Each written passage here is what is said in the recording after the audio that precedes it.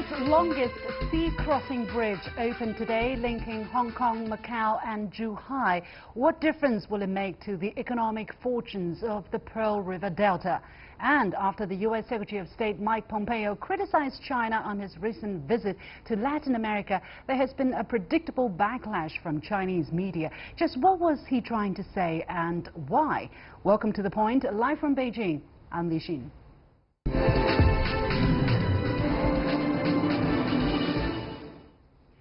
The world's longest sea-crossing bridge, the Hong Kong-Zhuhai-Macao Bridge, opened to traffic on Wednesday morning, connecting Zhuhai in the mainland province of Guangdong with China's two special administrative regions, Hong Kong and Macau.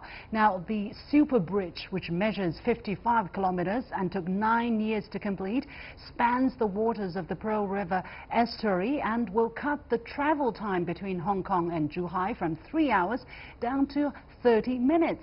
When unveiling the bridge and meeting with construction workers on Tuesday, Chinese President Xi Jinping said he hoped the bridge would contribute to the development of the Guangdong-Hong Kong-Macao Greater Bay Area. How big an economic opportunity are we looking at, and what are the possible challenges? Joining me from Hong Kong is Henry Ho, convener of the One Country, Two Systems Forum.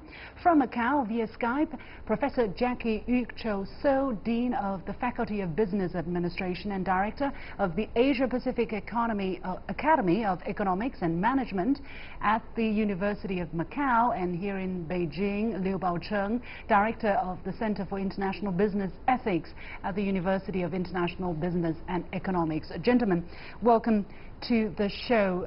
Professor So, let me go to you first. What have been the reactions from people from different walks of life in Macau and different industries there to the opening of this bridge? Which industries are likely to benefit most from this project? Transportation, tourism, trade, or anything else? Well, I would say most industry, they react quite favorably and positively to this new super bridge. All kind of industry, I would say, in Macau, of course, we are talking about integrated resorts. So that means the gaming industry, the hotel, the restaurant, and transportation, and of course tourism in general, they all benefit because I guess more people come from Zhuhai, come from China, come from Hong Kong. So yes, overall they have very good positive reaction to the announcement of the opening of the bridge. Yeah, Henry, what's the reaction from Hong Kong to this to the opening of this bridge? I think most people are quite excited about this. For this bridge, I think it was first proposed like 35 years ago by a Hong Kong businessman, and now after nearly 10 years of construction, it is finally open.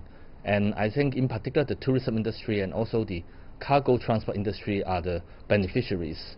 As we know, there will be bus services between Hong Kong and Macau and also to Zhuhai, and that will be much more frequent and much more convenient than the current ferry services. Okay.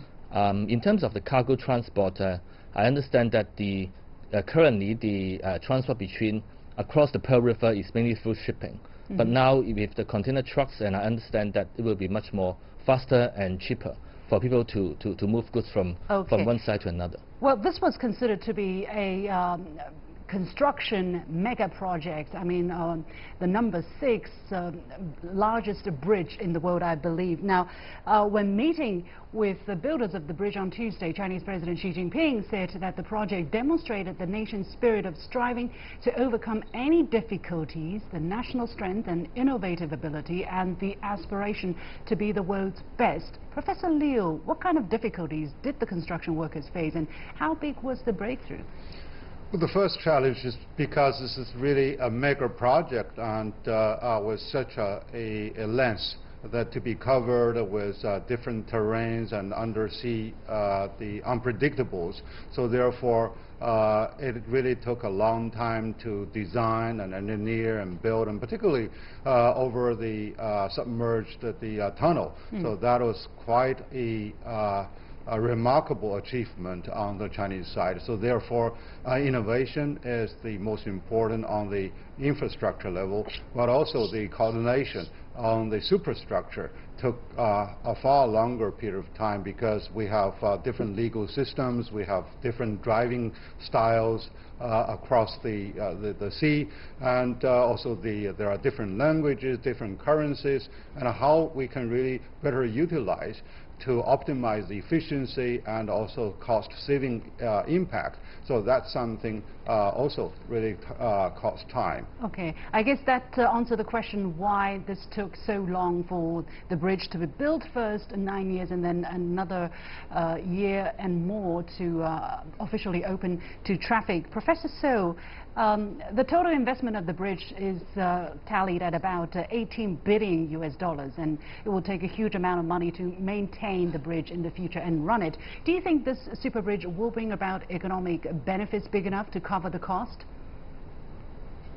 Well, 18 billion is quite a lot of money. So in terms of finance, it will take quite a long time to get what we call break even. So in terms of economic benefits, I think in the near term may not be too attractive. However, we must also consider other benefits, and I would call them political benefits and social benefits. Now, politically, I guess this super bridge would connect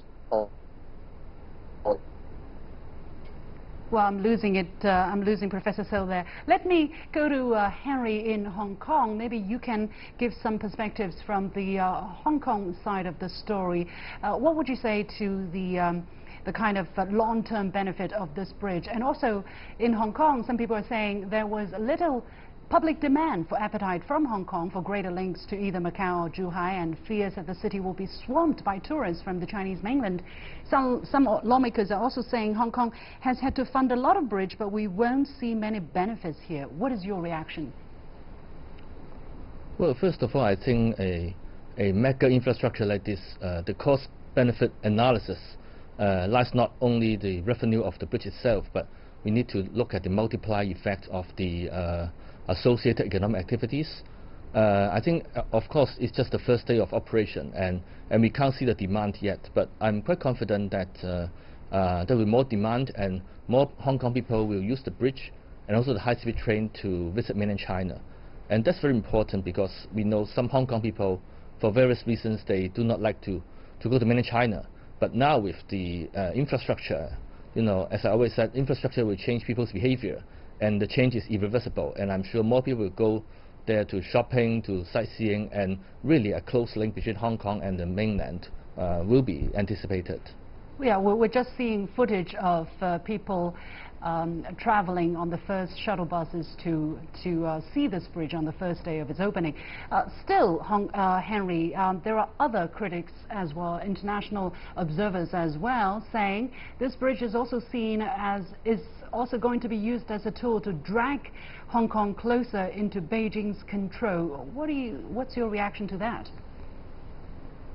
Well, I don't really think so. We already have a lot of our, you may want to know the train between Hong Kong and Guangzhou dated back to 1980s. So the infrastructure itself, I think it will only provide convenience for people to traveling between both sides. And I don't agree with this kind of conspiracy, if you like. I think most people will welcome this bridge, and in particular under the Greater Bay Area concept. I think the development of this Bay Area will be enhanced with this bridge in operation. Currently, for Hong Kong mainland dual-plate private cars, this is slightly technical here, only 10,000 licenses will be granted, while the quota for Macau is much lower at just about 300. Let me ask again, Professor So, in Macau, it seems that it's not going to be too convenient for people who want to drive their cars, because if they don't get these licenses, they'll have to take private shuttle buses to access the bridge and then to travel to the other side using these shuttle buses. Why the limit? Is such limit going to be removed anytime soon?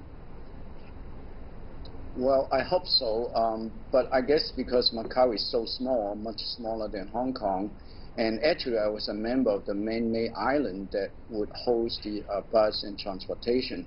So I guess not to, jam up all the traffic in Macau, I guess the government decided to say, we start with small first, some, limited number of licenses, and then the other could park at the man-made islands and then use the public transportation. I think in the short term, there's a good solution. In the long term, for convenience, of course, people would like to drive themselves, and hopefully we could have more license later on. How has everything been settled between the mainland Hong Kong and Macau, since they use 3 different kinds of currencies and different traffic systems? They drive on the right in Hong Kong, but on the left on the mainland. Henry. Well, this is obviously one country, 2 systems. I think people will get used to driving across the border with more people use the bridge. One thing I want to add on from the private cars is that I think it's very important for private cars to be convenient to travel across the bridge, because otherwise it will be very difficult to be economically viable for the bridge. So I hope there will be a one-stop shop for the 3 jurisdictions to handle the license issues, the insurance issues, so that it will provide more convenience for Hong Kong people and the people in the 3 cities to travel around the bridge. Well, on Tuesday, President Xi Jinping said that the bridge should not only be structurally sound, but also well managed in a bid to contribute to the development of the Guangdong-Hong Kong-Macao Greater Bay Area. In 2017, the number that I have is the combined GDP of these 3 regions reached over $1.4 trillion, contributing to around 12% of China's national GDP. Professor Liu, how do you see the importance of the Greater Bay Area to China's reform and opening up? I think that's the real primary purpose of building this bridge. That is really by bring closer integration and hopefully to form a common market type where all economic factors can be very mobile and can be combined freely by individuals and enterprises. So only by bringing people together and bring the transportation both for passengers and freight more cost effective, so people can really share the benefit. So now the Greater Bay Area is already taking a very good shape by contributing 12% of the Chinese GDP. So how to link the distinctive advantages of the 3 areas. So this plays a very important role. And again, aside from infrastructure, we also need to quickly work out as how on the software side, for example, customs inspection, the usage of cloud computing, big data, so that all economic resources and information can be shared promptly. So that's something we need to go for, so that we can really spread the benefit to a larger area of this entire Greater Bay Area. Okay, I have about maybe 20 seconds to Professor Liu still. What's the significance of this bridge coming at a time when China and the United States are kind of locked in this trade war? Well, I think there are 2 very important messages. Number one is that China can do it on its own. A lot of mega projects, and China can innovate on itself despite of the the control over the technology transfer. And the other is that China is resolved to further open its door by taking specific actions and specific projects. Okay, many thanks to Henry Ho, convener of the One Country, Two Systems Youth Forum in Hong Kong. From Macau, Professor Jackie Yu Cho So, Dean of the Faculty of Business of Macau University, and Professor Liu Baocheng from the University of International Business and Economics here in Beijing. You're watching The Point with me, Liu Xin. We'll take a short break, and when I come back, I'll be asking what was behind U.S. Secretary of State Mike Pompeo's disparaging remarks about China last week, this time to Latin American countries. Next.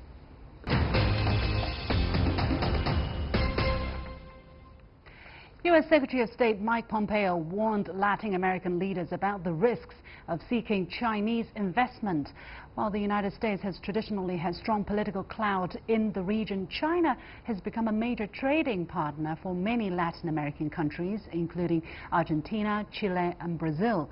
Now, Pompeo cautioned last week in Mexico that when they, meaning the Chinese, show up with deals that seem to be too good to be true, it's often the case that they, in fact, are. But he did not give specific examples. This was not the first time Pompeo castigated China. Earlier this year, he was saying similar things about Chinese investment in Africa. So what is behind this latest verbal assault on China, and what is America hoping to gain? Joining me from New York is Max Wolf, a chief economist at the iCash Group, and here in Beijing, Zhao, a research fellow at the Chinese Academy of Social Sciences. Before our discussion, let's take a listen to what the spokesperson of China's Ministry of Foreign Affairs had to say about his comments. China would never intervene in other countries' domestic affairs nor add any conditional conditions when pursuing cooperation. Panamanian President Juan Carlos Varela recently met with our Foreign Minister Wang Yi. He is satisfied with the fast development of bilateral relations over the past year, and that with the joint efforts from both sides. Well, let the Latin Americans speak and decide for themselves. Now, in a September article in the Miami Herald, Latin American diplomats said that the U.S. is only itself to blame for the rise of Chinese influence in the region, since its rise is because of U.S.'s disengagement. So, Max, what has been the U.S. policy in Latin America for the past few administrations, and what are the consequences? Sure, so great to be here. I think we suffer from a somewhat inconsistent policy in some regards, and unfortunately a pretty consistent one in others. So for about 200 years, really since about 1812, so almost exactly 200 years ago, the United States has had a somewhat arrogant position toward its neighbors to the south, which is that the entire area is a sphere of American influence, probably codified in something called the Monroe Doctrine, which again is 200 years old. But we've had a period of more and less engagement with the assumption that it's sort of always America's backyard to engage, and the basic idea was that our ability to set terms, sometimes quite aggressively and somewhat bullyingly, with our neighbors to the south was because we were such an important market for them to sell principally but not exclusively raw materials, and that we were such an important supplier of finished goods. And what's happened is we've sort of reduced our diplomatic engagement, and we've also become less important than various other powers, Japan, the European Union, and China, all of that list, who are buying more of the commodities and selling more final goods. So we built a system of rules to our benefit that no longer privilege us as much as they used to.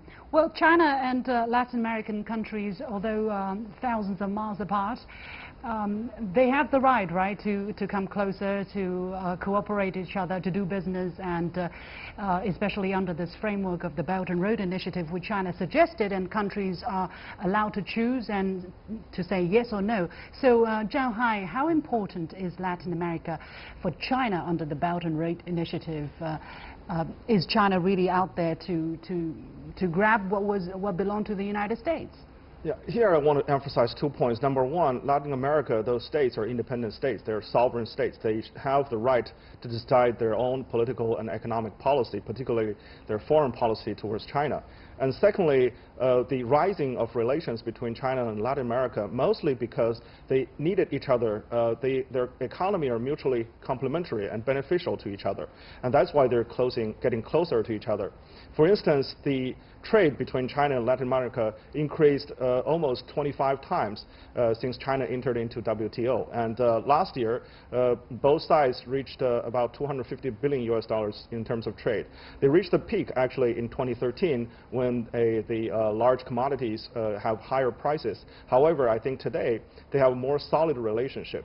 And also the last point is that actually Latin America, like many other developing countries, need infrastructure. And the Belt and Road Initiative, the key of that is actually increasing connectivity between China and other countries. So I think it's right for them to choose this. Well, Pompeo warned Panama, for instance, about accepting China's Belt and Road loans.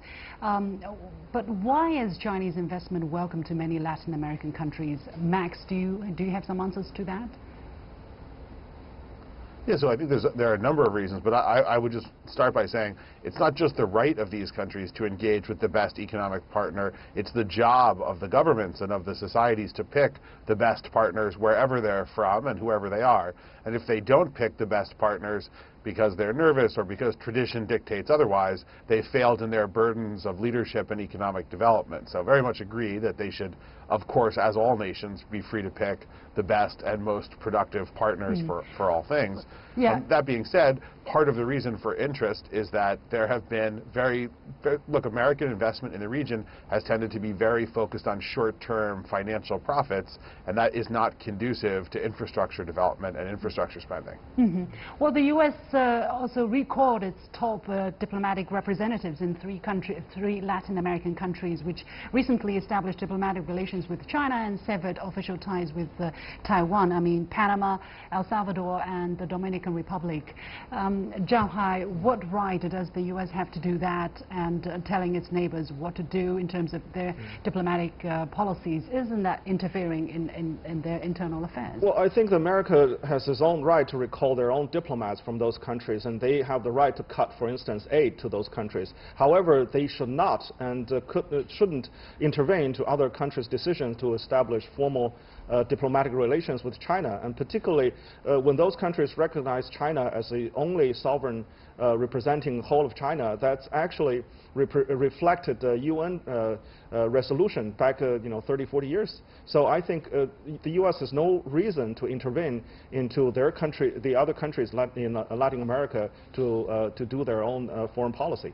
This was also not the first time that U.S. high governmental officials tried to tell countries in Africa and Latin America what to do in terms of their investment and their development path. In June, while referring to Africa, Mike Pompeo told an audience in Detroit that if America can put in place the building blocks such as the rule of law, property rights and so on, I'm confident that growth will occur with a model that looks more like the West than China. So Max, what point do you think he was trying to make, and how would you respond to such a suggestion? Is America interested and able to put in these things that he was talking about?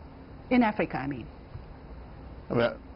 Yeah, I mean, theoretically, sure, we are able to, but obviously the infrastructure of the United States is a poor model, and sometimes you get global business by modeling your own infrastructure. And in a segment that we began talking about a record-breaking bridge, we said in the United States here, unable to make an infrastructure investment in our own homeland in the U.S., even though our society of engineers tells us that our infrastructure now gets a grade of D, so one of the worst grades you could possibly get. So partly that may be an issue, and partly I think that maybe some of the voices coming out of the U.S. are not familiar with the developments in Latin America, in Africa, in Asia, around the world for the last 20 or 30 years, in which the United States, unfortunately now, is a global lagger in infrastructure both at home and abroad, and therefore may have trouble competing for projects for a number of reasons.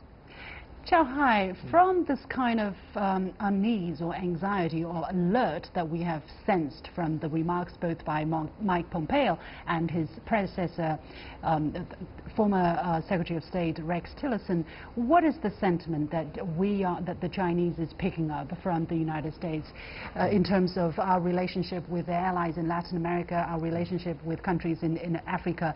What is the United States is trying to do or say here?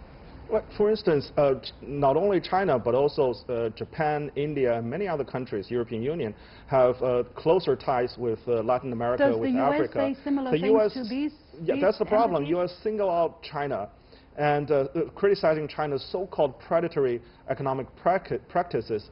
And I think behind that is not something wrong with China's economics. It's something wrong with China's strategic intention that the U.S. will not accept. And the U.S. sees, for instance, Latin America as their backyard or sphere of influence. And they say that Africa is the next strategic region that U.S. will compete with China. That's why they're urging those countries to get away from China and also cautious them about China's economic projects like infrastructure projects, because they fear once they get into those projects and learn to develop like China, they will get closer to China and distance themselves from the U.S. So I think strategic competition is the real reason behind Pompeo's and Tillerson's comments. What is China's attitude or position on this issue? I mean, our intention is to go and do business, right? To trade with the world, to seek development by providing development opportunities to countries of similar situation like us in the world. However, is China aware of the kind of political implication of Chinese investment worldwide, Zhao? Yeah, because if you use that strategic thinking or political thinking, it's going to be a zero-sum game. And China is encouraging U.S. to change its mind back to a win-win situation. And China is providing the so-called shared community for the global future. So I think China wanted everybody to jump in to share China's prosperity and build, through Belt and Road Initiative, build connectivity with each other and develop their economy. So let economy be economic issues, and let political issues be their political issues. They shouldn't mix each other. Yeah. And China and U.S. in many respects can work with each other and cooperate with each other on development issues. Max, do you see that kind of rationale be going down in the United States in the mainstream, either academia or media, relatively well? Do people buy that kind of argument that let economics be economics and China has no interest in grabbing any part of the sphere of influence by the United States? China wants to develop its economy. So I don't think that we're particularly unified in our thinking on kind of honestly almost anything in the U.S. right now. So I'm also a university professor. I teach economics and a graduate program in international affairs. I would say that folks at in the university level, the strategic level, very much believe that there isn't an American economy or a Chinese economy or a Brazilian economy. There's a global economy, and the more you can integrate into it, the more you can grow the global economy and benefit from engagement with it. I do think that maybe somewhat narrower, sort of inward-looking voices are politically dominant right now, and I think we've seen an attempt, which has been somewhat successful on the electoral level, although I guess we'll see in the future, to basically frame the world as out to get America, and America as sort of somehow going to lead this world alone by withdrawing from global engagement. Very worrying development. I don't think that's what most of us in the academy believe at all.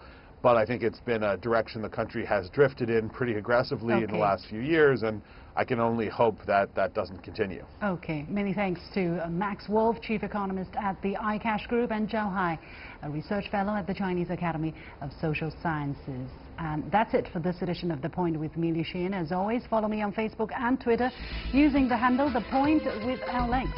Download the application called CGTN to watch the show on your mobile devices, or go to YouTube and look for CGTN The Point. Thanks for watching. You've got The Point.